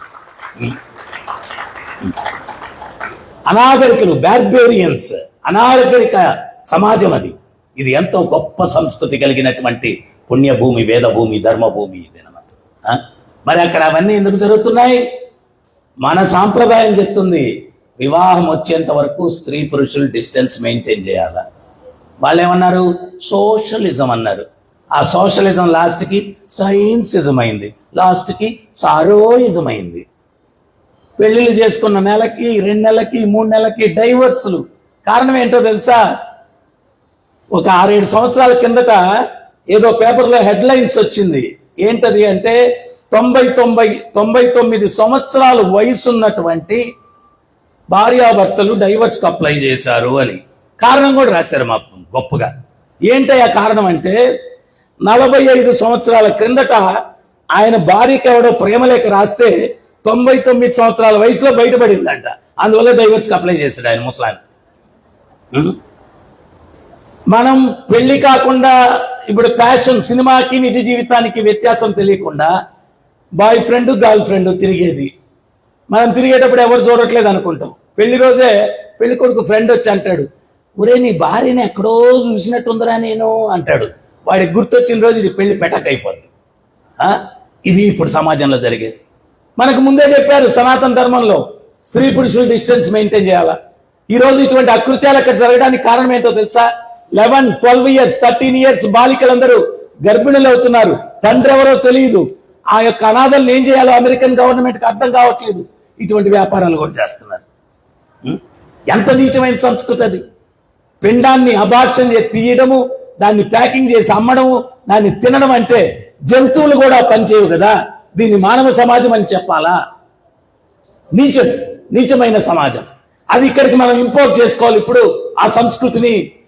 స్వామి ప్రభుపాదులు వారు చెప్తారు, ప్రపంచానికి భరత భూమిలో ఉన్నటువంటి వ్యక్తులు ఈ ఆదర్శమైన సంస్కృతి ప్రపంచానికి ఇవ్వాలా, అప్పుడే ప్రపంచం ఉద్ధరింపబడుతుంది అని చెప్పి స్వామి ప్రభుపాదులు వారు చెప్తారు. ఆయన ఒక్క వ్యక్తి వెళ్ళి ఈ సంస్కృతిని ప్రపంచం అంతా ప్రచారం చేశారు. సింగిల్ మ్యాన్, 70 సంవత్సరాల వయసులో, చేతిలో 40 రూపాయలు ఉన్నాయి, మారదు. కానీ ఎక్కడ ఉండాలో తెలియదు, కారు గ్యారేజీల్లో, పార్కుల్లో ఉంటూ వెళ్లి ప్రచారం చేసి ఈ సనాతన ధర్మాన్ని విశ్వవ్యాప్తం చేశారు స్వామి ప్రభుపాదుల వారు. చివరిగా తీర్థయాత్రకు వెళ్తూ ఉంటే కొండ మీద నుంచి బండ దొల్లుకుంటూ మార్గానికి అడ్డం పడిపోయింది. ఎవరు తొలగించడానికి ప్రయత్నించినా తొలగింపబడలేదు. ఒక బక్క చిక్కిన భక్తుడు దోవతీకున్న నూలు పోగు తీసి దాన్ని కట్టి లాగితే ఆ దొర్లుకుంటూ పక్కన పడిపోయి పగిలిపోయి పొడవిపోయింది. దానికి ధర్మరాజు ఏమంటాడంటే, కలియుగంలో మంచికి ప్రోత్సాహం ఉండదు, చెడుకు విపరీతమైన ప్రోత్సాహం ఉంటుంది. ఇప్పుడు సినిమా ప్రీ లాంచింగ్ లేకపోతే ట్రైలర్ లాంచింగ్ అది ఇది ప్రోగ్రాం అనుకోండి, సూర్యకళా మండపం ఇదేనా పేరు, ఎట్లుంటుంది ఇక్కడ వాతావరణం పరిస్థితి? ఇక్కడ ఆధ్యాత్మిక కార్యక్రమం కాబట్టి కొంచెం పల్సగా అట్లాగా ఏదో మంచి అవి వద్దు మనం. అటువంటి ప్రీ లాంచింగ్ ప్రోగ్రాంలో పాల్గొని మనం ర్యాష్గా పోయి యాక్సిడెంట్ చేసుకొని, నేను ఎప్పుడో చూశాను కాకినాడ నుంచి కూడా ఎవరో రీసెంట్గా ఏదో అటువంటి ప్రోగ్రాంకి వెళ్ళి ఎవడో యువత యాక్సిడెంట్లో చనిపోయినట్టు న్యూస్లో నేను విన్నాను అనమాట. సో వాటికైతే ప్రోత్సాహం ఉంటుంది. దానికి ధర్మరాజు ఒకటి చెప్తాడు. రామాయణంలో ఒక దృష్టాంతం ఒకటి ఉంది. ఏంటది అంటే, రావణాసురుణ్ణి లాస్ట్ బాణం వేశాడు రాముల వారు. రావణాసురుడు పడిపోయాడు. లక్ష్మణునికి చెప్పాడు. ఏమని చెప్పాడు అంటే, లక్ష్మణ, రావణాసురుడు ఎంత దుర్మార్గుడైనా గొప్ప జ్ఞాని. జ్ఞాన సారం ఏదన్నా ఉంటే అడిగి తెలుసుకో, మనం ఉపయోగించుకుంటాం, ప్రపంచానికి ఇస్తామన్నాడు. లక్ష్మణుడికి ఇష్టపడలేదు రావణాసురుడి దగ్గరికి పోయి జ్ఞానం సారం ఏంటి అడిగేదని. మరి అన్నగారు చెప్పారు కదా అని చెప్పి వెళ్ళాడు. రావణాసురుడు పడిపోయి ఉన్నాడు. పోయి తల దగ్గర కూర్చున్నాడు. కూర్చొని ఏమన్నాడు తెలుసా? ఒరే నీచుడా, నికృష్టుడా, దుర్మార్గుడా, పాపి, అయినా గొప్ప జ్ఞానివి, జ్ఞాన సారం ఏముంటే కొంచెం ఇవ్వు అన్నాడు. ఎవరన్నా అటు అడిగితే ఇస్తారండి? రావణాసురుడు తల తిప్పుకున్నాడు, ఏం మాట్లాడలా. లక్ష్మణుడు వచ్చేసి రాముల వారితో అన్నారు, అన్నగారు చచ్చేటప్పుడు కూడా వాడికి అహంకారం పోలేదు, జ్ఞాన సారం ఏమి ఇవ్వలేదు అన్నాడు. పరమాత్మ ఆయనకి తెలియదు ఏముంటుంది, ఎట్టడిగావు అన్నాడు. అంటే ఇట్ట అడిగాను అన్నాడు. అయ్యా, జ్ఞానం ఎవరి దగ్గర నుంచైనా పొందాలంటే ఆ వ్యక్తి గురువు, మనం శిష్యులం. నీకు నేను నేర్పిస్తాను ఎట్లా జ్ఞాన సారం అడగాలో అని చెప్పి రాముల వారు కోదండం అక్కడ పక్కన పెట్టి రావణాసురుడి దగ్గరికి వెళ్ళి పాదాల దగ్గర కూర్చొని చేతులు జోడ్చి దానవేంద్ర అంటూ సంబోధించాడు. నీకు నాకు ఏ రకమైన శత్రుత్వం లేదు, అయినా నా భార్యను అపహరించడం వల్ల నీతో యుద్ధం చేయాల్సి వచ్చింది. అయినా గొప్ప జ్ఞానివి, గొప్ప అనుభవజ్ఞుడివి, జ్ఞాన సారం ఏదన్నా ఉంటే నాకు ఇవ్వు, నేను ఉపయోగించుకొని ప్రపంచానికి ఇస్తానన్నాడు రాముల వారు. అది విన్న తక్షణమే అశ్రునయనాలతోటి రావణాసురుడు అంటున్నాడు, స్వామి, మీకు మీ సోదరుడికి ఎంత వ్యత్యాసం ఉందయ్యా. నేను చెయ్యని అపరాధం లేదు, అటువంటి అపరాధిని నేను. నా పాదాల దగ్గర కూర్చొని దేవోత్తమ పురుషుడు మీరు, ధర్మానికి మీరే ప్రభువు, నన్ను జ్ఞానసారం అడుగుతున్నారంటే మీ మహోన్నత హృదయానికి వేరే తార్కాణం లేదయ్యా అన్నాడు. మీ మహోన్నత హృదయానికి వేరే తార్కాణం లేదు. అయినా జీవితం చివరి దశలో ఉన్నాను, పెద్ద పెద్ద ఉపన్యాసాలు ఇవ్వలేను నేను. జ్ఞానసారం నేను అర్థం చేసుకుంది ఒక్కటే అన్నాడు. ఏంటది అంటే, మంచి పనులు చేసి సుఖంగా జీవించడానికి మనిషి ఉత్సాహపడ్డు, చెడ్డ పనులు చేసి కష్టాన్ని కొని తెచ్చుకునేదానికి బాగా ఉత్సాహపడతాడు. సీతను అపహరించడానికి పడ్డ ఉత్సాహం తిరిగి ఇవ్వడానికి నేను పడలేదు. దానివల్ల నాకు, నా పరివారానికి ఏమైందో చూడండి. దయచేసి ప్రపంచానికి చెప్పండి, మంచి పనులు చేయడానికి ఉత్సాహపడమని చెప్పండి, చెడ్డ పనులు చేయడానికి ఉత్సాహపడద్దని చెప్పండి.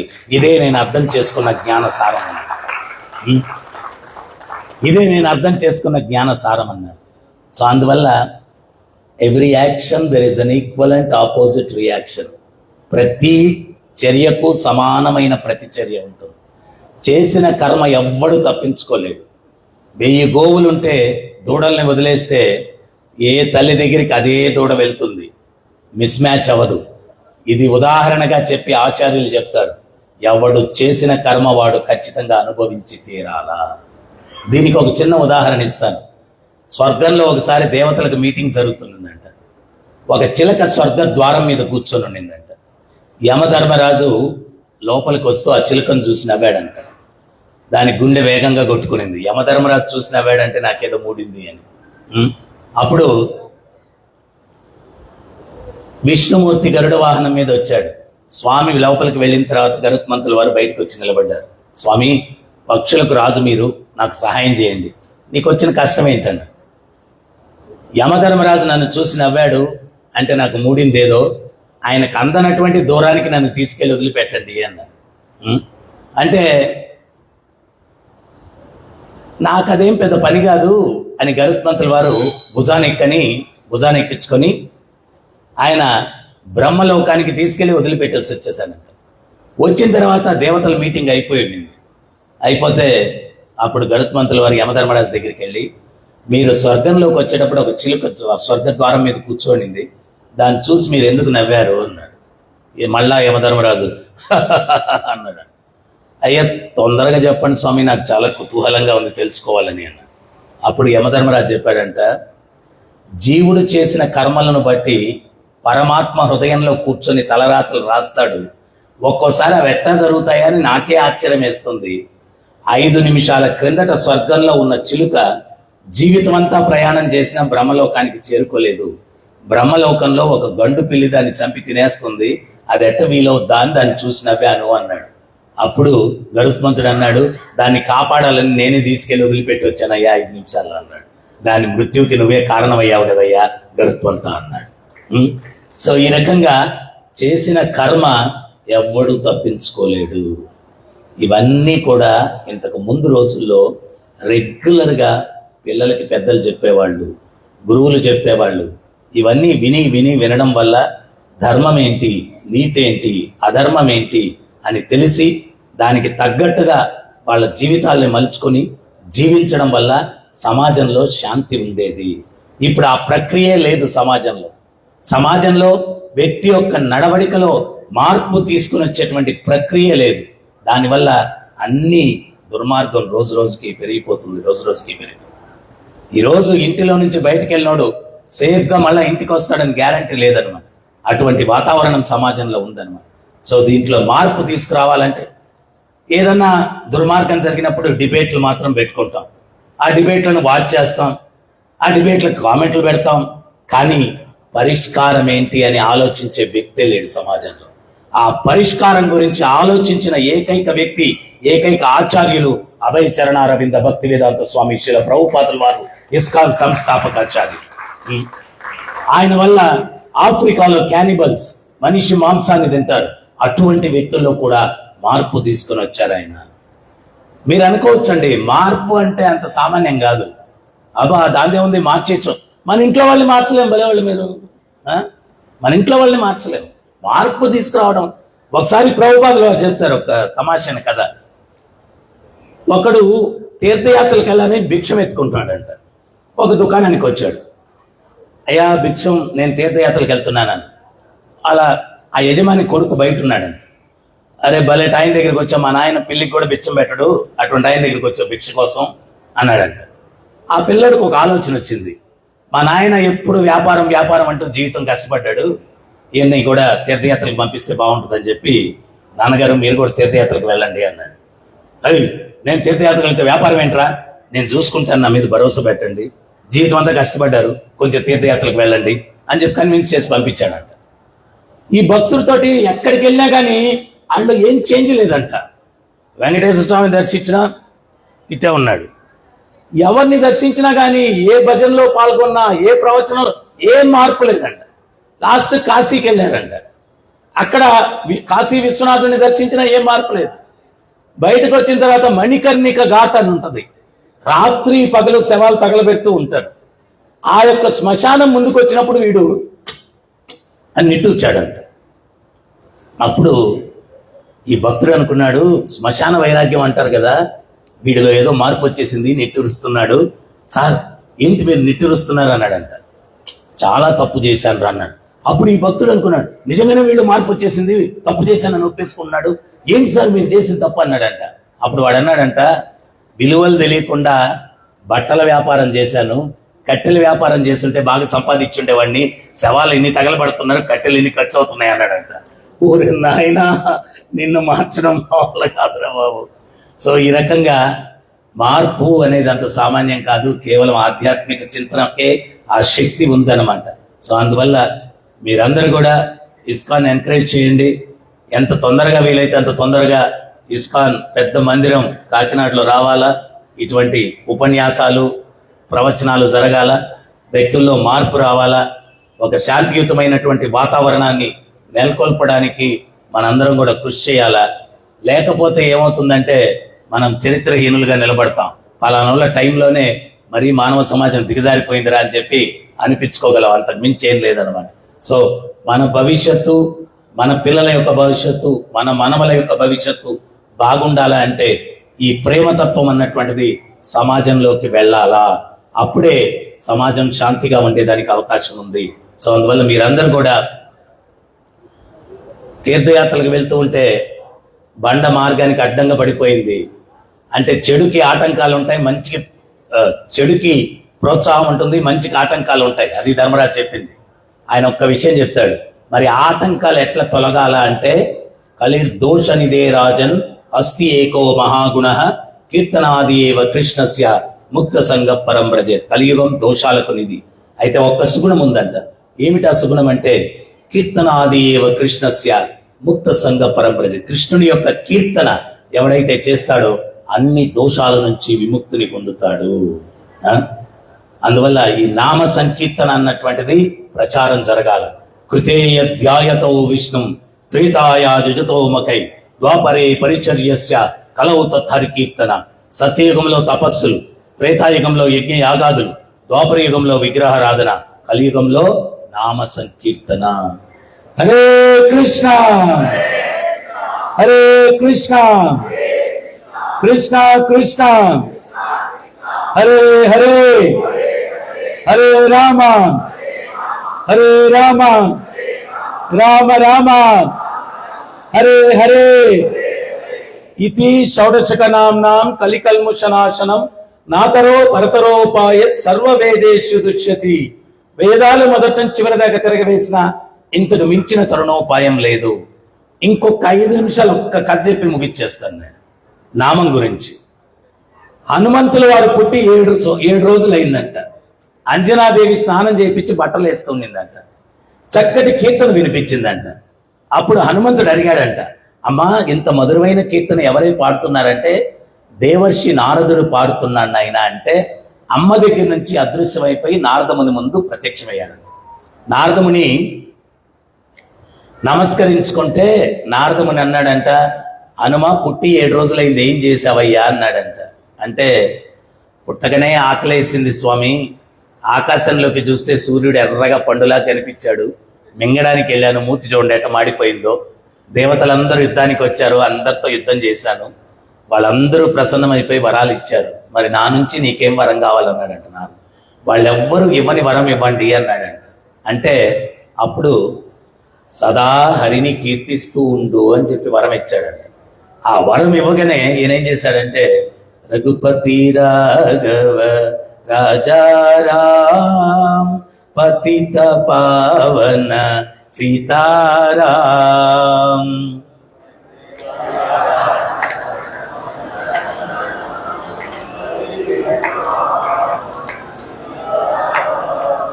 రఘుపతి రాఘవ రాజారాం పతిత పావన సీతారాం.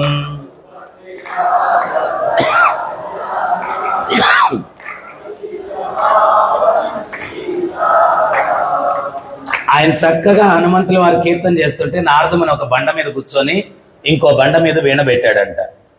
ఆ వీణ పెట్టిన బండ ఆ కీర్తనకి కరిగిపోయింది, నీళ్లుగా మారిపోయింది. ఈ వీణ తేలుతుందట నీళ్ళల్లో. కొన్ని గంటలు గడిచిన తర్వాత నారదముని అన్నాడంట, ఏ హనుమా, ఇన్ని గంటలు ఇక్కడ ఉండిపోయాను, నేను ఒక్కడే మీడియా మ్యాన్ని, ప్రపంచం అంతా నేనే వార్తలు క్యారీ చేస్తుంటాను, ఇక్కడే ఉండిపోతే కష్టం కదా, కీర్తన ఆపయ్యా అన్నాడంట. కీర్తన ఆపేసరికి ఆ బండ ద్రవంగా మారింది కదా, అది మళ్ళీ బండ అయిపోయిందంట. ఆ వీణ దాంట్లో చిక్కుపోయిందంట, తీయపోతే రాలేదు. అప్పుడు నారదుల వారు అన్నారంట, మళ్ళా కీర్తన మొదలుపెట్టు, నేను వీణ తీసుకోవాలా అన్నారంట. ఆచార్యులు ఏం చెప్తారు తెలుసా, భగవత్ నామం చేస్తే ఈ హృదయం ఏదైతే బండలాగుందో అది సాఫ్ట్గా తయారవుతుంది. ఎప్పుడైతే మనం కీర్తన చేయడం మానేస్తామో మళ్ళా హార్డ్ అయిపోద్ది. చాలా మంది అడుగుతారు, గురువుగారు జపం చేయమంటున్నారు, హరినామం ఎంతకాలం చేయాలండి? రోజు చేయాలండి. రోజు చేస్తే హృదయం సాఫ్ట్గా ఉంటుంది. ఈరోజు గొడవలన్నిటికి కారణం ఏంటి? చిన్న చిన్న విషయాలకి. భర్త ఆఫీస్ నుంచి రాగానే కూరగాయలు తెమ్మన్నాను, తెచ్చారా మీరు? నాకెన్ని పనులు అంటాడు. ఎందువలంటే ఆమె హృదయము స్టోన్ లాగా ఉంది, వీడి హృదయము స్టోన్ లాగా ఉంది. రెండు రాళ్ళు కొట్టుకుంటే సాఫ్ట్గా వస్తుంది సౌండ్, టక్ టక్ టక్ అట్ట వస్తుంది. సో ఆ హృదయాలు సాఫ్ట్గా అవ్వాలంటే ఏం చేయాలా? హరే కృష్ణ హరే కృష్ణ కృష్ణ కృష్ణ హరే హరే హరే రామ హరే రామ రామ రామ హరే హరే. సో మీ ఇల్లు కూడా మంచిగా మృదువుగా మాటలు జరగాల, వ్యవహారాలన్నీ సాఫ్ట్గా ఉండాలా అంటే భగవత్ నామాన్ని చేయండి. చేస్తే మీ హృదయాల్లో మార్పు వస్తుంది, డీలింగ్స్ చాలా బాగుంటాయి, ఇల్లు ప్రశాంతంగా ఉంటుంది. భగవంతుడితో నారదుల వార్త చెప్తారు, నేను ఎక్కడుంటానంటే వైకుంఠంలో ఉండను, యోగుల హృదయాల్లో ఉండను, దేవాలయంలో ఉండను. యత్ర గాయంతి మద్భక్త తత్ర తిష్ఠామి నారద. నా భక్తులు నన్ను ఎక్కడ కీర్తిస్తారో అక్కడ నేను ఉంటాను. మీ ఇంట్లో ఈ నామ సంకీర్తన చేయండి, ఒక 108 సార్లు అన్నా రోజు చేయండి. మీ ఇల్లు వైకుంఠంగా మారుతుంది. వైకుంఠ అంటే అర్థం ఏంటో తెలుసా? దుఃఖము లేని ప్రదేశము. కుంఠ అంటే దుఃఖం ఉండే ప్రదేశము, వైకుంఠ అంటే దుఃఖము లేని ప్రదేశము. ఎంతమంది వైకుంఠంగా మార్చుకుంటారు మీ ఇంటిని? హరే కృష్ణ హరే కృష్ణ కృష్ణ కృష్ణ హరే హరే హరే రామ హరే రామ రామ రామ హరే హరే. అర్ధరాత్రి పూట కాకినాడలో వాళ్ళు బ్రైట్గా ఉండే ఫేసులు నా ఒక్కడిదే చూసే వాళ్ళకి బోరు కొడుతుంది. వాళ్ళ ముఖాలు కూడా చూపిస్తే హరినామం శక్తి ఏంటో వాళ్ళకు కూడా చూసే వాళ్ళకి తెలుస్తుంది. సో ఇంకోసారి కీర్తన చేయవే అంటే హనుమంతుల వారు పరిగెత్తుకుంటూ ఇంట్లోకి వెళ్ళిపోయాడంట. నారదుని వెనకాల పరిగిస్తున్నారు. ఒక గదిలోంచి ఇంకో గది, ఇంకో గదిలోంచి ఇంకో గది, ఇల్లంతా తిప్పించేస్తా ఉన్నాడు. ఈ లోపల అంజనాదేవి చూసింది. నారదుని నమస్కరించుకుని ఏం జరుగుతుంది స్వామి అంటే, అమ్మ కీర్తన ఎప్పుడు చేయమని ఆశీర్వచనం చేశాను, కీర్తన చేశాడు, నా వేణు ఒక రాయి మీద పెట్టాను, అది నీళ్లుగా మారిపోయింది, కీర్తన ఆపేయమని బండైపోయింది, ఆ వేణు చిక్కుకుంది, మళ్ళా కీర్తన చేయవయ్యా అంటే తురుమని పరిగెట్టుకుంటూ ఇంట్లో దూరేడమ్మా అన్న. అప్పుడు అంజనాదేవి, ఏ హనుమ, సాధులతో వేళాకోళాలు వెటకారాలా అని గట్టిగా అనింది. అమ్మా వేళాకోళం కాదు, వెటకారం కాదు తల్లి, మీరు చెప్పారు కదా ఇటువంటి మహాత్ములు పాదం ఎక్కడ మోపితే ఆ ప్రదేశం పుణ్యతీర్థం అవుతుందని, మన ఇల్లంతా తిప్పిస్తే మన ఇల్లు ఒక పుణ్యతీర్థం అవుతుందని ఇల్లంతా తిప్పిస్తున్నాను, అంతేగాని ఇంకేం కాదమ్మా. ఇల్లంతా తిప్పిస్తే ఇల్లు పుణ్యతీర్థం అవుతుందని తిప్పిస్తున్నాను. స్వామి ప్రభుపాదుల వారు మహానుభావుడు, ఆయన ఎక్కడ పాదం మోపాడో అక్కడ రాధాకృష్ణ మందిరాలు వెలిసాయి. అది అమెరికా అయి ఉండొచ్చు, ఆఫ్రికా అయి ఉండొచ్చు, రష్యా అయి ఉండొచ్చు. ఈరోజు రష్యాలో కొన్ని లక్షల మంది ఈ సనాతన ధర్మాన్ని పాటిస్తూ ఉన్నారు. ఆ మహానుభావుని యొక్క సంకల్పం వల్ల. సో అందువల్ల ఈ యొక్క కలియుగంలో యుగ ధర్మం ఇప్పుడు ఏంటంటే, జస్ట్ నేను ప్రవచనం మొదలుపెట్టి ఒక 40 minutes అయిందండి. తపస్సులు చేయలేము. ఎందువల్లంటే మనం చూస్తున్నాం, కొంతసేపు అట్లా కూర్చున్నాం, నిద్ర వచ్చేస్తూ ఉంది, రకరకాల పరిస్థితులు అనమాట. సో నామం, ప్రతి ఒక్కరూ నామం మొదలు పెట్టగానే అందరి ఫేస్లు బ్రైట్ అయిపోయి యాక్టివ్ అయిపోయారు. సో అందువల్ల మీరు కూడా నామం చేయండి, మీ జీవితాల్లో మార్పు వస్తుంది. అక్కడెక్కడో మంత్ర కార్డ్స్ ఉంటాయి, అవి తీసుకెళ్ళి ఒక్కరోజు ప్రాక్టీస్ చేస్తే రేపటి నుంచి మీరు ఏం చూడకుండానే చెప్పేసుకోవచ్చు. దీన్ని మహామంత్రం అన్నారు. అన్ని మంత్రాలు చేస్తే వచ్చే ఫలితం ఈ ఒక్క మంత్రం చేస్తే వస్తుందంట. అందుకని దీన్ని మహామంత్రం అని చెప్పి అన్నారనమాట. చైతన్య మహాప్రభు చెప్పారు, శరీరం అపరిశుభ్రంగా ఉంటే స్నానం చేస్తాం, హృదయం అపరిశుభ్రంగా ఉంటే, మనసు అపరిశుభ్రంగా ఉంటే దాన్ని ఎట్లా శుద్ధి చేసుకోవాలంటే నామం ద్వారా. అటని చెప్పి కృత్రిమంగా చేస్తే ఉపయోగం లేదు.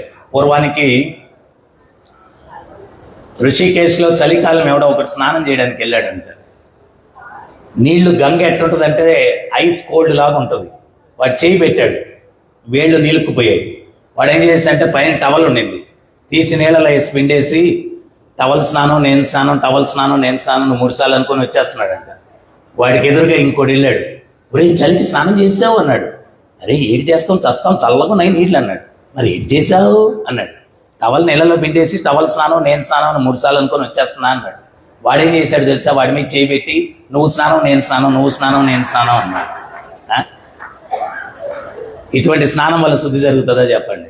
సో హృదయం శుద్ధి కావాలా, మనసు శుద్ధి కావాలా. మంత్ర అంటే వెరీ మీనింగ్ ఆఫ్ మంత్ర అంటే అర్థం ఏంటో తెలుసా? మన్ అంటే మైండ్, త్రా అంటే delivering the anxieties from mind, మనసులో ఉండే కలతలను తొలగించేటువంటిది. ఇప్పుడు మనుషులు మనం చూస్తాం చూడండి, వాడు టన్నులు బరువు నెత్తిన పెట్టుకున్నట్టుగా అటు నడుస్తుంటాడు, ఏం కనపడవు పైన, కానీ లోపల ఉన్నాయి. భూతద్దమేసి వెతికిన ఏవం ప్రసన్న మనసు కనపడదు. ఎప్పుడు మొహం చిట్లించుకొని ఎదురెదురు పెడితే ఏడిస్తే బాగోదు కాబట్టి ఎదురెదురు గుడ్ మార్నింగ్ అన్న.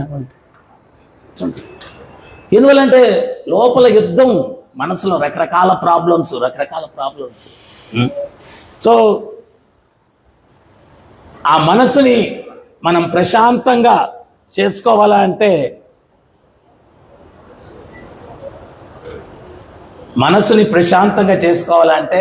మంత్ర, మన్ అంటే మనసు, త్రా అంటే మనసులోని కల్ముషాలను తొలగించేటువంటిది.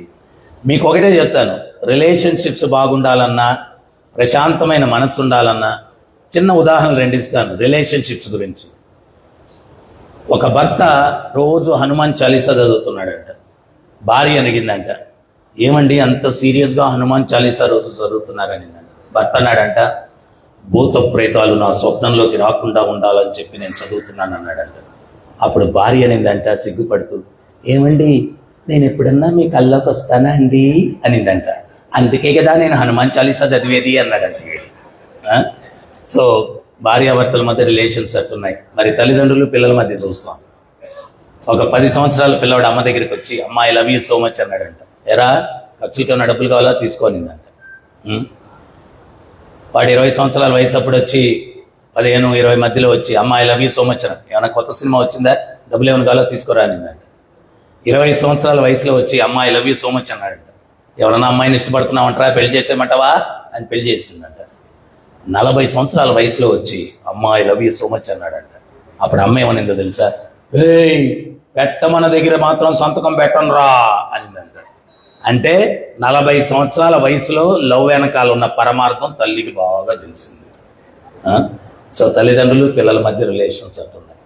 సో వీటన్నిటి నుంచి కూడా మనం అధిగమించి ఒక ప్రేమ, అనురాగాలు, ఆప్యాయతలతో ఉండేటువంటి సమాజం. అంటే చూడండి ఎంత దుర్భరంగా, నేను చెప్పేది మీకు కొంచెం కష్టం అనిపించినా కానీ అత్త కోడలు ఒకే ఇంట్లో ఉన్నారు, ఒకరంటే ఒకరు పడదు. అత్తను చూడగానే కోడలు, కోడలు చూడగానే అత్త.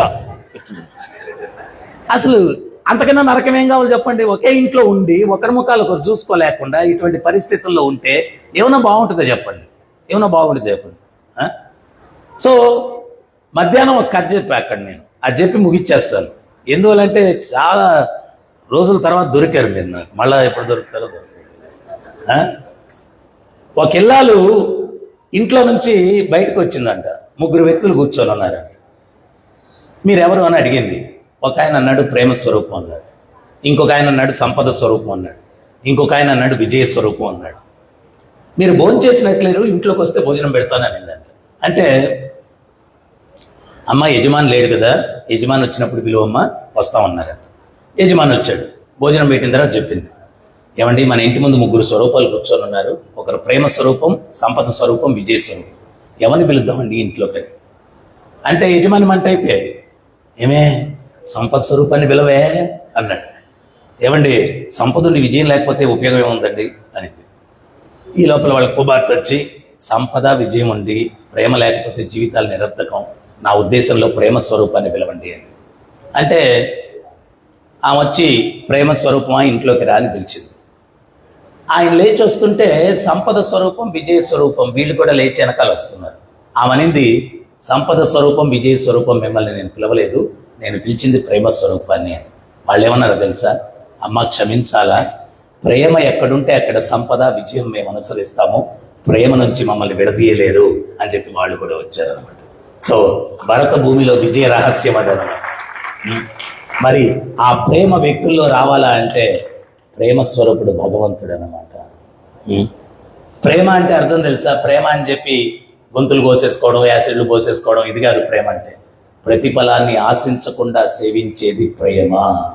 అది కేవలం భగవంతుడి దగ్గరే ఉంది. ఆ భగవంతుడిని ఎవరైతే ప్రేమిస్తారో వ్యక్తుల్లో ఆ ప్రేమతత్వం వస్తుంది. సో అందువల్ల మీరందరూ కూడా ఈ హరే కృష్ణ మంత్రాన్ని జపించండి, చెడుకు దూరంగా ఉండండి. రావణాసురుడు చెప్పాడు. ఈరోజు చూడండి ఎంత సైంటిఫిక్గా చెప్పాడు రావణాసురుడు. కష్టాలు కొని తెచ్చుకుంటారు, చెడుని కొని తెచ్చుకుంటారు. ఇప్పుడు తాగి చెడిపోయాడంటే డబ్బులు పెట్టకుండా వస్తుందా చెప్పండి? కొని తెచ్చుకుంటాడు. ఇంకో వ్యసనం ఏదైనా కొని తెచ్చుకోవాలి. కానీ మీరు హరే కృష్ణ గుడికి రండి, మేమేం చెప్తామంటే మాంసభక్షం లేదు, వ్యభిచారం లేదు, జోదం లేదు, మద్యం లేదు, ఈ 4 దూరంగా ఉండండి. మేమేమి సన్యాసం తీసుకోమనట్లా, చెడుకు సన్యాసం ఏమంటున్నాం. ఏంటి? చెడుకు సన్యాసం ఏమంటున్నాం. మంచి జీవితాన్ని గడుపు, తప్పే ఉంది దాన్ని. నేను ఎప్పుడు కూడా గమనిస్తూ ఉంటాను, ప్రవచనం ఇట్లా కామెడీగా అది ఇది చెప్తే బాగా వింటా ఉంటారు. మాంసభక్షం లేదు, వ్యభిచారం లేదు, జోదం లేదు, మద్యం లేదు, ఇటువంటివి ఏదైనా కొన్ని చెప్పామనుకోండి, భార్యాభర్తలు అటు ఇటు కూర్చొని ఉంటారు కదా, సైకిల్ చేసుకుని లేచి వెళ్ళిపోతూ ఉంటారు. ఎవరి కోసం చెప్తున్నాం? మేము మీకోసం చెప్తున్నాం. వెళ్ళిపోండి, అవన్నీ చేయండి, జీవితాలు నాశనం చేసుకోండి. ఎవరికి నష్టం? నేను చాలాసార్లు గమనించాను. ఏదైనా పద్ధతిగా ఉండండి, అది ఉండండి, ఇది చెప్తాం కదా, నేను గమనిస్తూ ఉంటాను. వాళ్ళు భార్యాభర్తలు ఇద్దరు సైకిల్ చేసుకుంటారు, వెళ్ళిపోతారు. ఎవరికి నష్టం? సో అందువల్ల మా హంబుల్ రిక్వెస్ట్ ఇస్కాన్ తరపు నుంచి మీ అందరికీ ఏంటి అంటే సత్మార్గంలోకి రావడానికి ప్రయత్నించండి. సమాజాన్ని తద్వారా మారుద్దాం, సమాజాన్ని కాపాడుతాం. ఇంతకన్నా వెల్ఫేర్ యాక్టివిటీ ఇంకోటి లేదు సమాజానికి. మనిషి నడవడికలో మార్పు తీసుకురావడానికి మనందరం ప్రయత్నం చేయాలా. అప్పుడే దీన్ని మానవ సమాజం. ఇంగ్లీష్లో కూడా హ్యూమన్ బీయింగ్ అంటే రేషనల్ యానిమల్ అంటారు. అంటే విచక్షణా జ్ఞానము కలిగిన జంతువు. విచక్షణా జ్ఞానం లోపిస్తే, ఫర్ ఎగ్జాంపుల్ ఒక కుక్క తింటా ఉంటుంది, ఇంకో కుక్క వచ్చి లాగేసుకుంటుంది. ముందు తింటుందే, నేను లాక్కుంటే బాధపడుతుందేమో ఆలోచించదు, అందుకని దాని జంతువు అన్నారు. మనిషి ప్రతి పని చేసేటప్పుడు ఇది నేను చేయదగిందా చేయకూడదా అని ఆలోచించి ప్రవర్తించుకున్నప్పుడు వీడు రేషనల్ యానిమల్ అవుతాడు. ఆ రేషనాలిటీ అనేది మిస్ అయితే ఒట్టి యానిమల్ అవుతాడు. 20 కుక్కలను గదిలో పెట్టి love each other, silence please అని బోర్డులు పెట్టండి, ఏమైనా ఉపయోగం ఉంటుందా? కాకినాడలో ఏమైనా ఉందా అట్లాగా? ఒక 20 కుక్కలను గదిలో పెట్టి silence please, love each other అని బోర్డులు పెడితే ఏమైనా ఉపయోగం ఉందా? లేదు కదా. సో మనిషిలో ఉండే మృగత్వం, మనిషిలో ఉండే రాక్షసత్వం పోయినప్పుడే మానవ సమాజంలో శాంతి వస్తుంది. అటువంటి శాంతి రావాలా అంటే మనలో ఉన్న దుర్యోధనుడు, మనలో ఉన్న హిరణ్యకశిపుడు, మనలో ఉన్న రావణాసురుడు పోవాలా. ఒకసారి నేను గుంటూరులో ఉపన్యాసం చెప్తుంటే ఒక పారిశ్రామికవేత్త చెప్పాడు, స్వామి అర్జునుడికి కృష్ణుడు చెప్పాడు ఆయుధం పట్టుకొని యుద్ధం చేయమని, మీరు కరతాళ్ళు జపమాళ్ళు కాదు, మీరు కూడా యుద్ధం చేయమని చెప్పాలా అన్నాడు. అప్పుడు నేను చెప్పాను, అర్జునుడు కృష్ణుడు తనతో ఉన్నాడు, అందువల్ల ఇప్పుడు ఎవరు దుర్యోధనుడు ఎవడు అర్జునుడు అని చెప్పగలం? కలియుగంలో ఇద్దరు ఒకరిలోనే ఉన్నారు. కొంతసేపు వీడు చాలా సాధు అనమాట. ఒకప్పుడు వాడిని అడిగితే నీ పేరేంటంటే సుబ్బారావు అండి నా పేరు అంటాడు. వాడినే ఇంకెవడన్నా ఇంకో టైంలో అడిగితే నా పేరు నీకే పదా, నా పేరు నీకే పదా అంటాడు. Same fellow. సో ఒక్కట్లోనే ఇద్దరు ఉన్నారు. మరి ఎట్లా మెజర్ చేసి కట్ చేసేస్తాం వాడిని? కాదు. ఎట్లా అంటే అర్జునుడు ఎట్లాగా కృష్ణుడిని తన జీవితంలోకి తీసుకున్నాడో మనం కూడా కృష్ణుడిని మన జీవితంలోకి తీసుకుంటే మనలో ఉండే దుర్యోధనుణ్ణి, మనలో ఉండే హిరణ్యకశిపుణ్ణి, రావణాసురుణ్ణి కృష్ణుడు పారద్రోలేస్తాడు. మరి ఎట్లా తీసుకోవాలా? కలికాలే నామరూపే కృష్ణ అవతార్. కృష్ణుడు నామరూపంలో ఉన్నాడు. ఆ నామాన్ని చేయడం ద్వారా మన హృదయంలో కృష్ణుడిని తీసుకుంటే మన హృదయంలో ఉన్నటువంటి రావణాసురుడు, హిరణ్యకశిపుడు అందరూ ఫట్ ఫట్ ఫట్ పోతారు. అది మార్గం. ఓకే, సో మీరందరూ చెప్పిస్తారా? రోజు 108 times 10 నిమిషాలు పడుతుంది. ప్లీజ్. హరే కృష్ణ హరే కృష్ణ కృష్ణ కృష్ణ హరే హరే హరే రామ హరే రామ రామ రామ హరే హరే. మామూలుగా ఎవరన్నా గురువు గారు ఏదైనా ఉపన్యాసం అది చెప్తే దక్షిణ అడుగుతాడు, అవునా కదా? నేను కూడా మిమ్మల్ని దక్షిణ అడుగుతాను. భయపడద్దు, ముఖాలు కొంచెం మారాయి దక్షిణ. నేను అడిగే దక్షిణ ఏంటి అంటే భగవంతుని నామాన్ని ప్రతినిత్యం జపించండి, అంతకు మించి ఇంకేం లేదు. మీరెంత జపిస్తారు, ఇతరుల చేత ఎంత జపింపజేస్తారు. ఎందువల్లంటే రోజు ఉపన్యాసం ఇచ్చే ఒక వ్యక్తి, ఒక బస్సు డ్రైవరు సేమ్ ఒకే రోజు పోయారంట. యమధర్మరాజు వచ్చి ఉపన్యాసం ఇచ్చే వ్యక్తి నరకానికి వెళ్తాడు, బస్సు డ్రైవర్ వైకుంఠానికి వెళ్తాడు అన్నాడంట.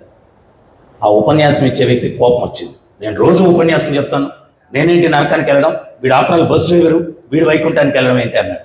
అప్పుడు యమధర్మరాజు చెప్పాడు, రోజు ఉపన్యాసం చెప్పేవాడివి భగవంతుని గురించి ఒక మొక్క చెప్పేవాడివి కాదు.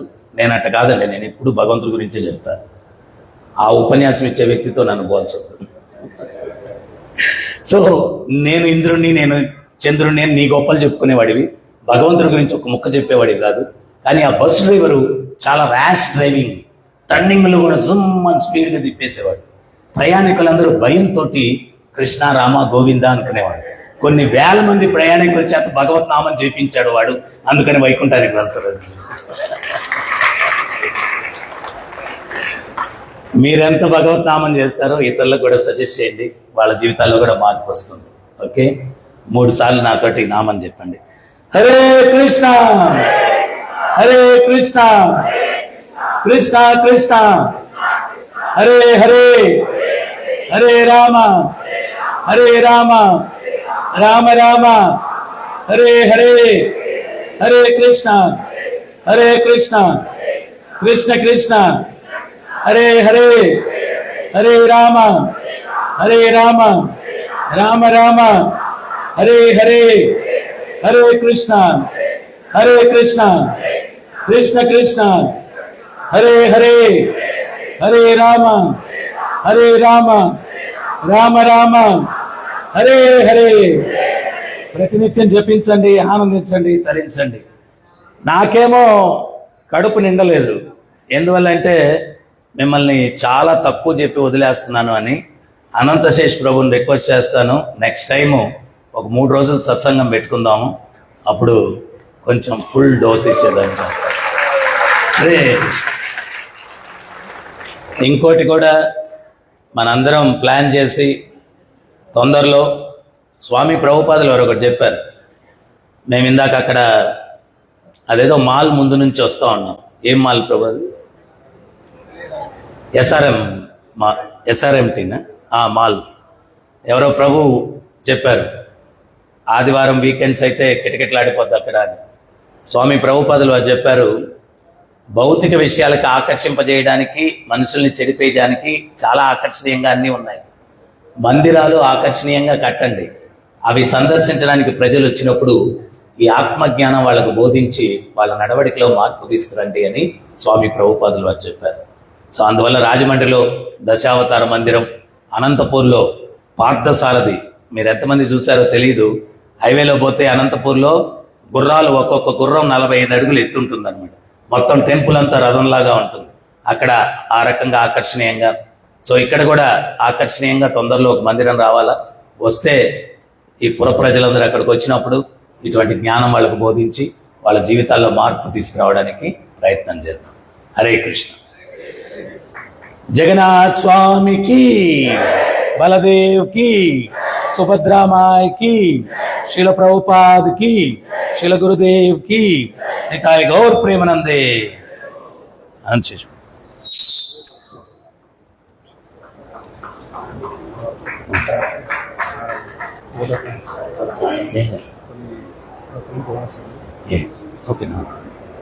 హరే కృష్ణ. ఇప్పటి వరకు చాలా శ్రద్ధగా విన్నందుకు మీ అందరికీ ధన్యవాదాలు తెలియజేసుకున్నాం.